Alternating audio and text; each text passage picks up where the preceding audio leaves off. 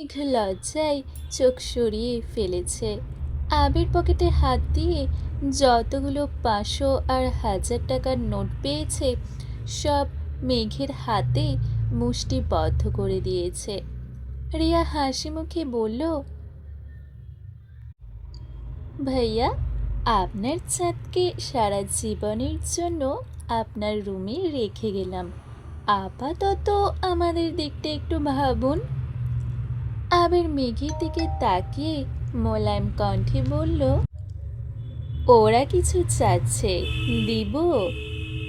মেঘ কিছুই বলছে না, চুপচাপ বসে নিজের হৃদস্পন্দন শুনছে।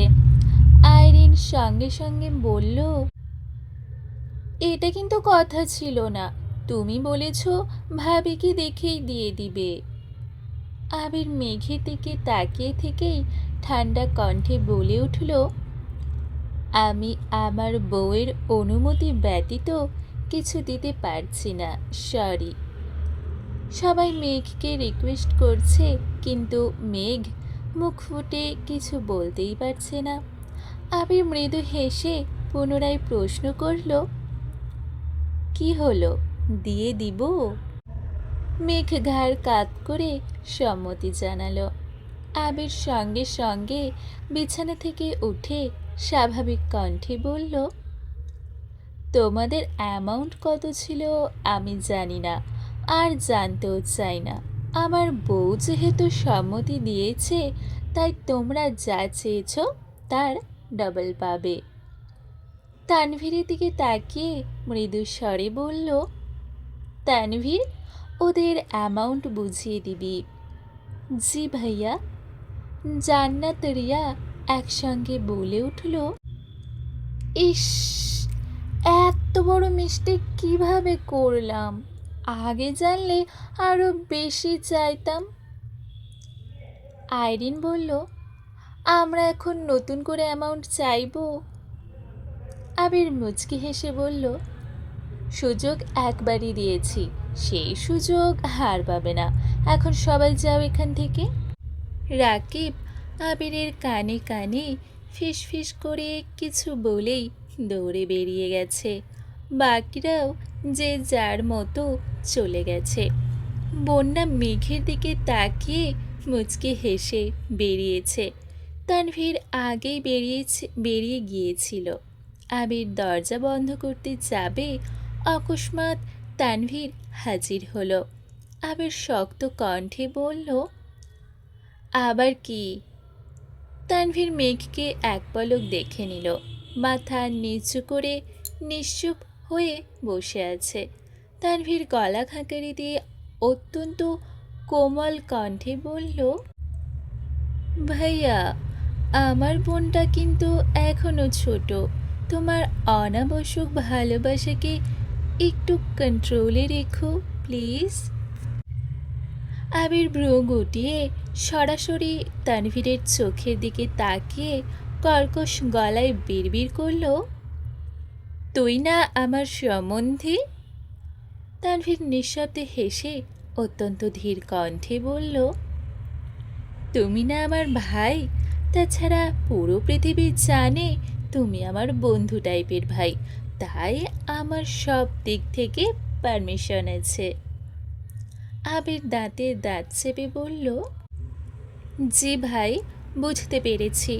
বলছিলাম কি ভাই, আপনি পারমিশন দিলে আমি আপনার বোনের সাথে একান্তে কিছুটা সময় কাটাতাম। পারমিশন দিবেন ভাই? তানভীর চলে যাচ্ছে। আবির মুচকি হেসে দরজা বন্ধ করে দিয়েছে। দরজা বন্ধের শব্দে মেঘের শরীর ঝাঁকি দিয়ে উঠেছে। মাথা নিচু করে জোরে নিঃশ্বাস ছাড়ল। আবির আর চোখে মেঘের দিকে তাকালো। ঠোঁটে লেগে আছে দুষ্টু হাসি। ধীর পায়ে এগিয়ে গেল মেঘের দিকে। আবিরের তৃপ্ত দু চোখ চকচক করছে। উৎকণ্ঠায় মেঘের চিবুক নেমে গলায় ঠেকেছে। ক্ষীণ বক্ষের তীব্র কম্পনে শরীর ঘেমে একাকার অবস্থা। আবির আগপাছ না ভেবেই আচমকা মেঘের কোলে মাথা রেখে শুয়ে পড়েছে। অপ্রত্যাশিত ঘটনায় মেঘ চমকে ওঠে, বুকের ভেতর পর্যন্ত স্তব্ধ হয়ে গেছে। মেঘ সঙ্গে সঙ্গে চোখ বন্ধ করে ফেলেছে। হাত পা সহ সারা শরীর থরথর করে কাঁপছে।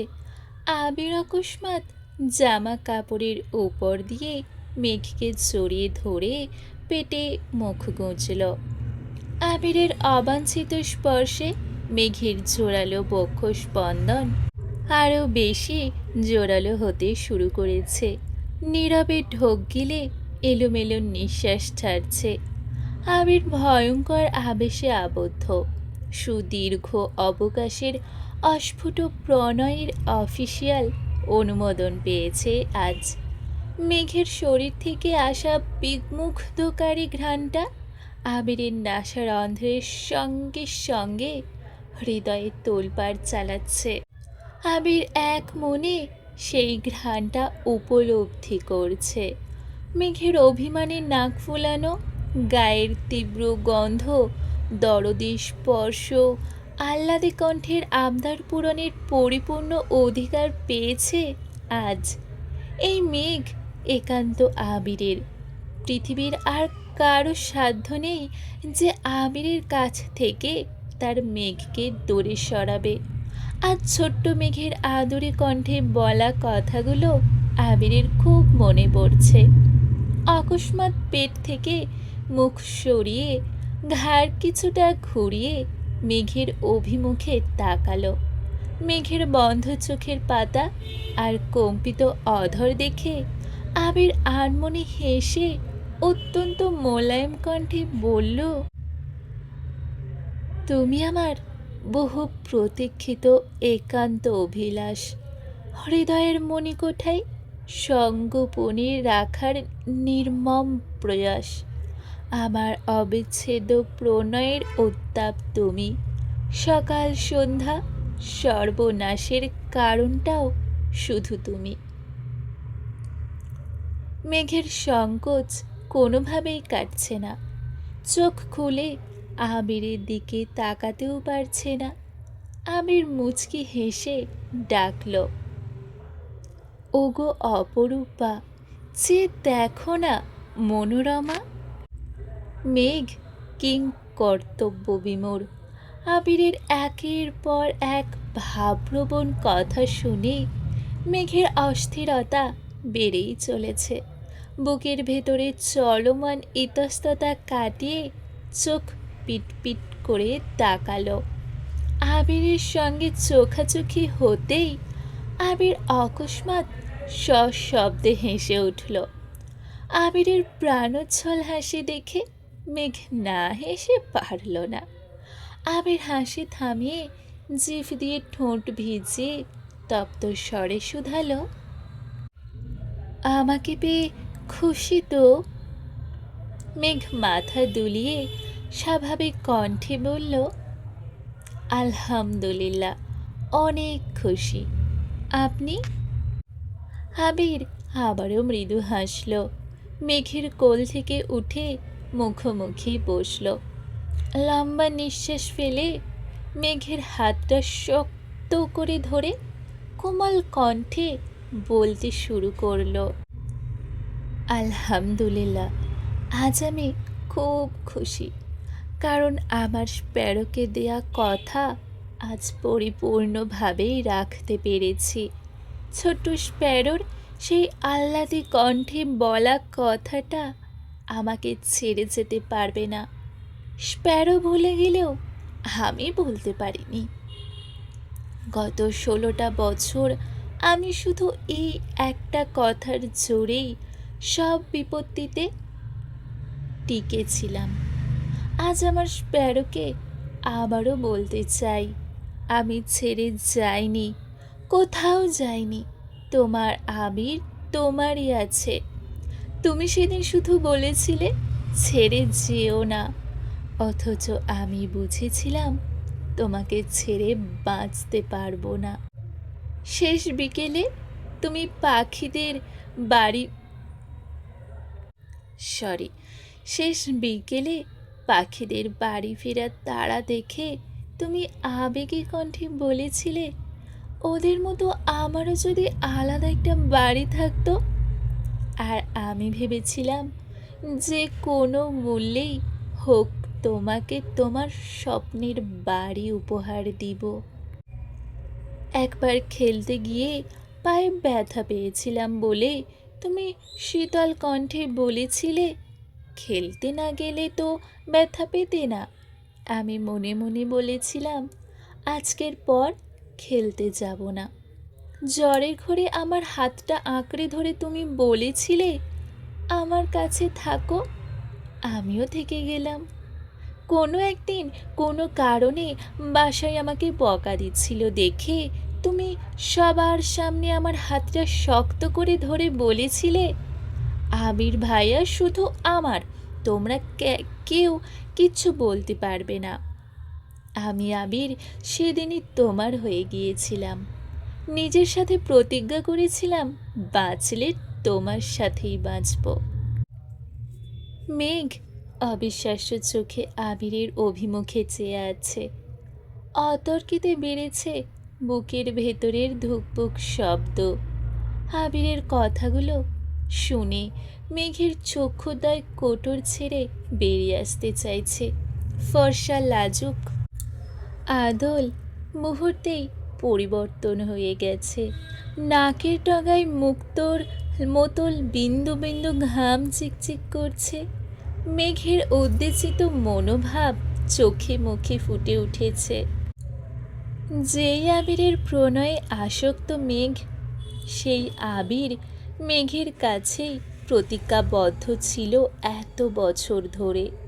এটা ভেবেই মেঘের মস্তিষ্কের নিউরনে অনুরণন শুরু হয়েছে। মেঘ অসহায় মুখ করে আবিরের চোখের দিকে তাকিয়ে প্রশ্ন করল, আমি আপনাকে এত কিছু বলেছিলাম?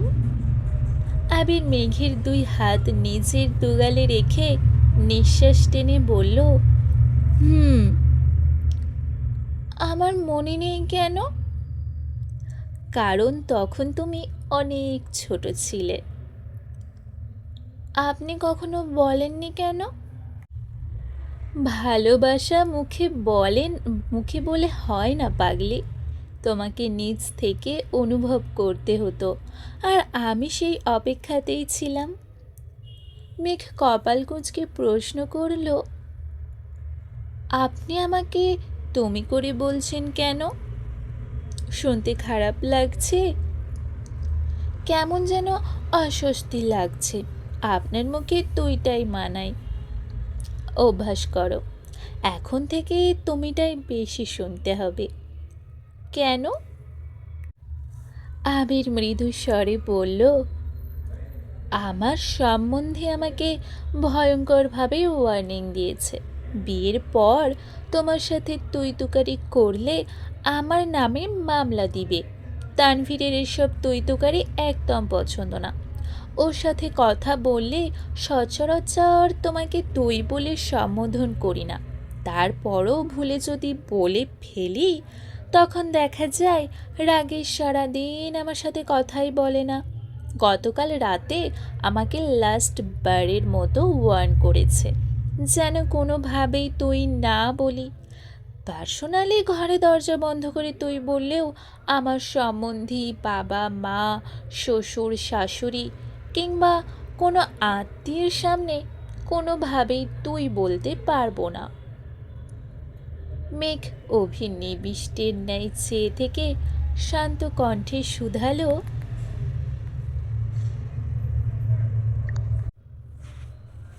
আপনি ভাইয়াকে ভয় পান? না, তোমাকে ভয় পাই। মানে? আবির মেঘের হাত গাল থেকে নামিয়ে বুকের ওপর রেখে বলতে শুরু করলো, তোমাকে হারানোর ভয়ে আমার এই যে এখানটা বারংবার কেঁপে ওঠে। আবিরকে ধ্বংসের একমাত্র অস্ত্রই মেঘ। তানভীর সহ আমার কাছের মানুষজন খুব ভালোভাবে জানে আমার জীবনে তোমার অস্তিত্ব ঠিক কতখানি জুড়ে। আমাকে কোনোভাবে রাজি করাতে ব্যর্থ হলেই ইচ্ছেকৃত তোমার নাম নেয়, কারণ তারা জানে তুমি আমার একমাত্র দুর্বলতা। এই যে তুমি কত শত কুসংস্কার মানো, কিছু হবে না জেনেও আবেগে নাচো, আমিও ঠিক তেমন। তোমার নামে কিছু শুনলে বুঝে না বুঝে রিয়্যাক্ট করি, নিজের উপর নিয়ন্ত্রণ হারিয়ে ফেলি। অন্ততপক্ষে তোমাকে নিয়ে তানভীরের সাথে আমি কোনো রকম অসৎভাবে জড়াতে চাই না। তাই ও যা বলেছে আমি মেনে নিয়েছি। আবিরের উৎকণ্ঠা দেখে মেঘ প্রতিনিয়ত আশ্চর্যের চূড়ায় পৌঁছে যাচ্ছে। মেঘ নির্বাক চোখে তাকিয়ে গভীর মনোযোগ দিয়ে আবিরকে দেখছে। আবির কয়েক মুহূর্ত মেঘের মায়াবী আদলে চেয়ে থেকে হানমনে হেসে বলল, ম্যাম, এইভাবে তাকিয়ে আমাকে আগে ভাগেই দুর্বল করে দিবেন না। আপনার সাথে আমার অনেক কথা আছে। আবিরের কথায় মেঘের ভাবনার সুতো ছিঁড়েছে। কপালে ভাঁজ ফেলে মৃদু স্বরে বলল, কি কথা? আগে নামাজ পড়ে রবের কাছে শুকরিয়া আদায় করি, তারপর বলবো। যাও, ফ্রেশ হয়ে উজু করে আসো। আবির মেঘের হাত ছেড়ে বিছানা থেকে নামছে। এত কথোপকথনের ভিড়ে মৃয়া আর জান্নাতের শিখিয়ে দেওয়া নিয়মকানুনের কথা মেঘ ভুলেই গিয়েছিল। মেঘ ঝটপট বিছানা থেকে নেমে আবিরের পায়ে হাত দিয়ে সালাম করতে নিল, কিন্তু সালাম করার আগেই আবির মেঘের দুই বাহু ধরে উঠিয়ে আলতোভাবে বুকে জড়িয়ে মোলায়েম কণ্ঠে বলল, তোমার অবস্থান আমার পায়ে নয়, হৃদয়ে। আজকের পর কোনো দিন পায়ে হাত দিয়ে সালাম করার চেষ্টাও করবে না, মনে থাকবে? জি। আবির মেঘকে ছেড়ে ড্রেসিং টেবিলের উপর থেকে ফোনটা হাতে নিয়ে ব্যালকনির দরজায় হেলান দিয়ে দাঁড়িয়ে কিছু একটা করছে। এদিকে মেঘ মনে মনে হাবিজাবি ভাবছে আর ব্যস্ত হাতে গহনা খুলছে। গলার একটা গহনাকে খুলতে গিয়ে চুলে টান পড়তেই মেঘ ব্যথায় উফ করে উঠেছে। আবির সহসা ফোন টেবিলের ওপর রেখে মেঘের কাছে এসে জিজ্ঞেস করল, কি হয়েছে? চুলে টান লাগছে, হাত সরাও, আমি দেখছি। মেঘ ভ্রু কুঁচকালো, তবে নিষেধ করল না। আবির খুব মনোযোগ দিয়ে মেঘের চুল সরিয়ে গহনা খুলে দিয়েছে। মাথায় লাগানো ক্লিপগুলো খুলতে খুলতে কর্কশ কণ্ঠে বিড়বিড় করল,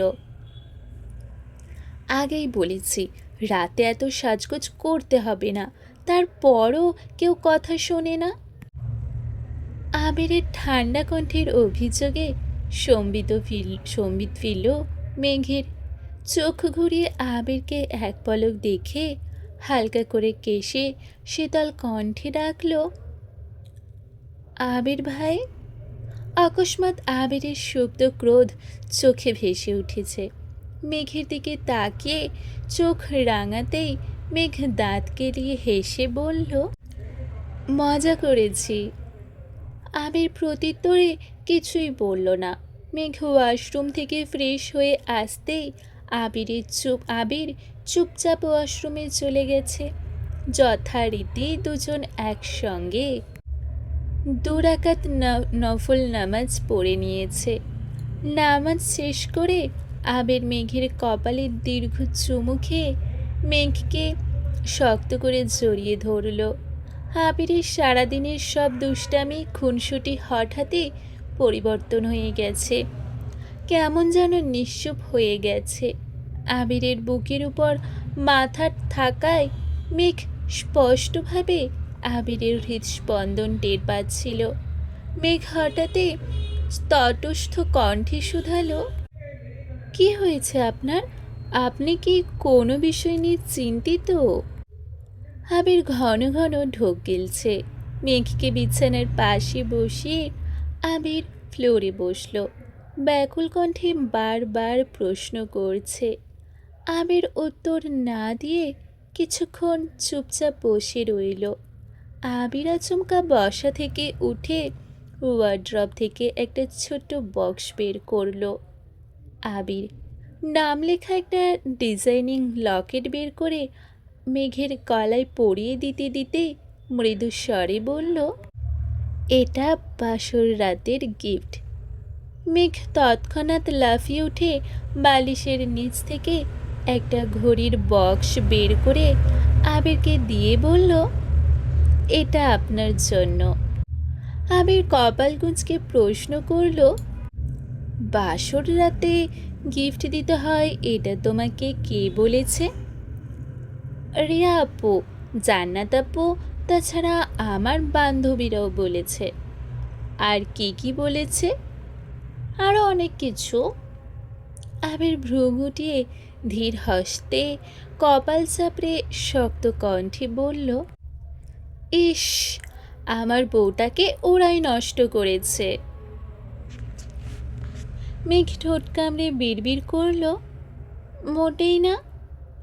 আবির ঘড়িটা দেখে মুচকি হেসে বলল, পরিয়ে দাও। এখন?